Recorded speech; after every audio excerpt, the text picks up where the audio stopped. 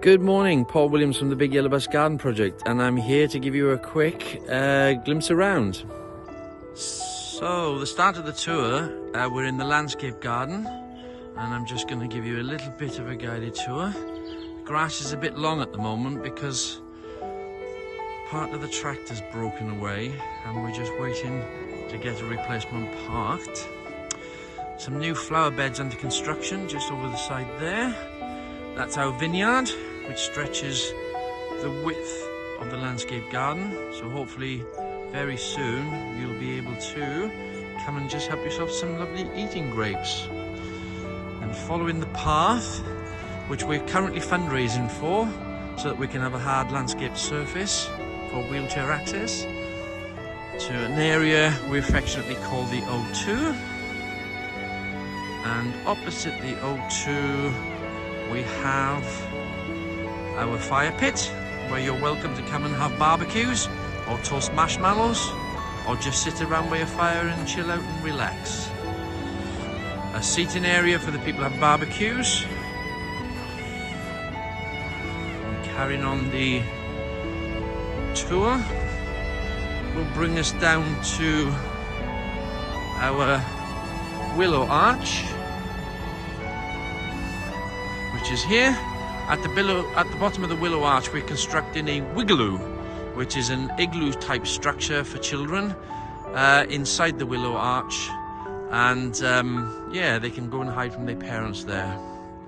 We have the sunken bird hide for your bird watchers. It's subterranean, so you go down underground and actually stand at ground level, open a flap, and it gives you a view of the bog garden, a wildlife area, and the pond. In the distance there, you can see a viewing platform that we built ourselves, so that people travelling on the North Dorset Trailway can take a rest and admire the garden below. Moving down, we've got our bog garden with some hidden sculptures in the middle. We've got our wildlife pond, as opposed to a fish pond, so there's no fish in there because they eat the wildlife. We've got a water cascade. The reason it's not operational at the moment is because we had some ducks hatch on the pond and we didn't want to disturb them. Another seating area. Following through, we've got the Dogs Memorial Garden, where my two dogs are buried, bless them. And then we've got our folly and a nice seating area, suitable for wheelchairs as well. We have a pergola that transitions back from the folly to the picnicking area, and that's the landscape garden. So the second part of the tour brings us into the growing area. So it splits into two. It's a 1 acre area. We have our brassica cage, where we grow cabbages, cauliflowers, Brussels sprouts, and various other things. So yeah, that's the brassica cage. So as I said, it splits into two areas. We grow cut flowers, which you saw some of in our other video when I took you into the potting shed. We also grow vegetables, and we host 3 saddleback pigs, which is what's making the noise in the background. So it's not that I've got a bad stomach or anything. So yeah, so ordinarily these would be full of flowers, but obviously this time of year everything goes back. And then we have 4 polytunnels rather. We again have got some dahlias that are doing very well inside this one. We normally grow a load of sweet peas and other flowers. This is one of our vegetable polytunnels. So we've already taken all the cucumbers out. So we had a row of cucumbers and 3 rows of tomatoes. We've started taking the tomatoes out as the plants die back. There's a few still to come. And then we have our propagating polytunnel, which is, yeah, getting ready for winter, I would say. And finally, we have one more polytunnel, which somebody has very kindly locked. There you go. Okay, so in this one we grow hot peppers, sweet peppers, aubergines, a few left, and any space that Jane can find she'll plant flowers. So we've also got zinnias and things growing in here. Then out of the polytunnel, and I'll just quickly show you the rest of the growing area. It's a 1 acre site, as I said, so we're going to go past the pigs again, so be prepared for lots of oinking, because I've just given them a load of pastries. So every time they see me, they think they're going to get more pastries. Morning, ladies. Yes. No more pastries today. We've had a lot. So then this goes into more vegetable growing area, where we grow our, well, an abundance of vegetables, rather than me list them all. But you can see we've got some artichokes still to harvest there. Plenty of leeks still to harvest. But pretty much everything else now has been prepared for winter.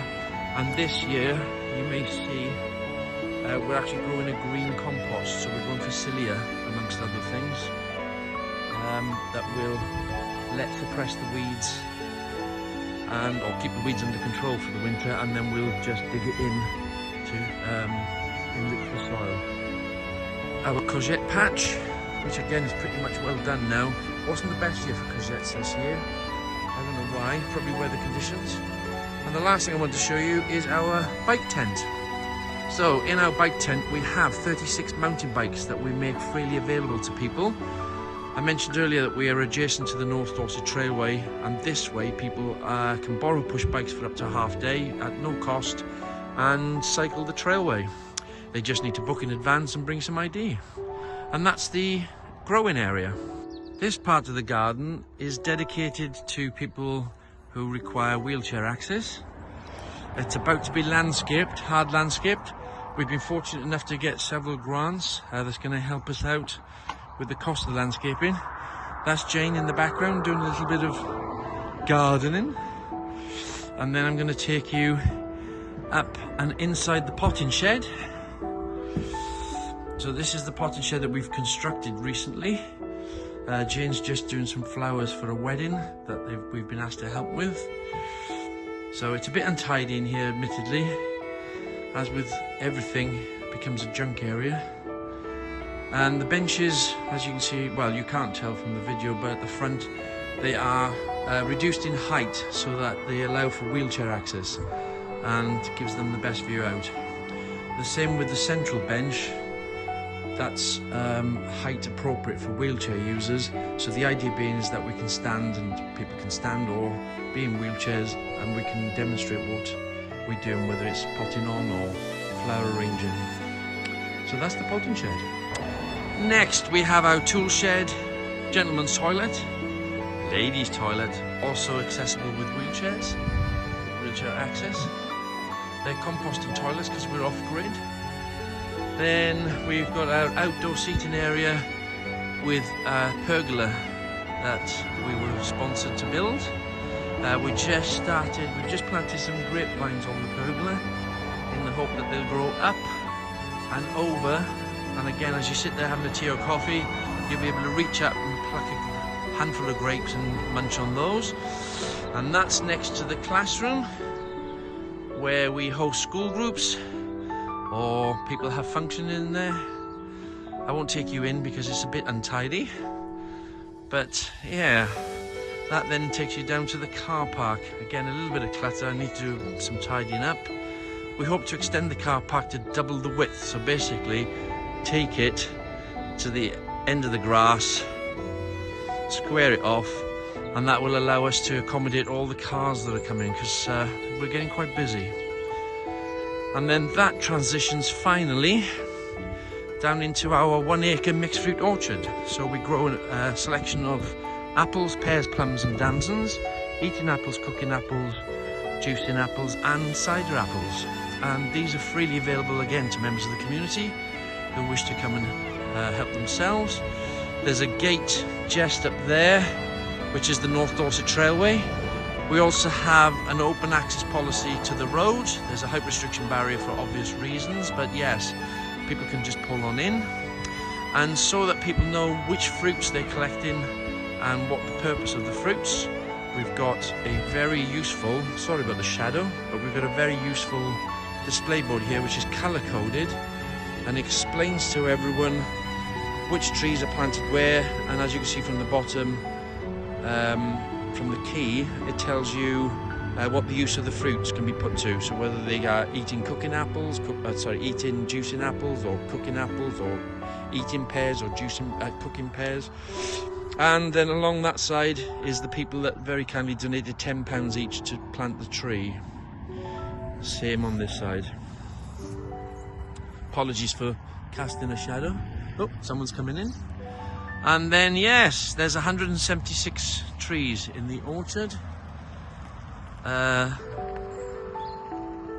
And an avenue of crab apples trees which have this beautiful red, poppy red berry.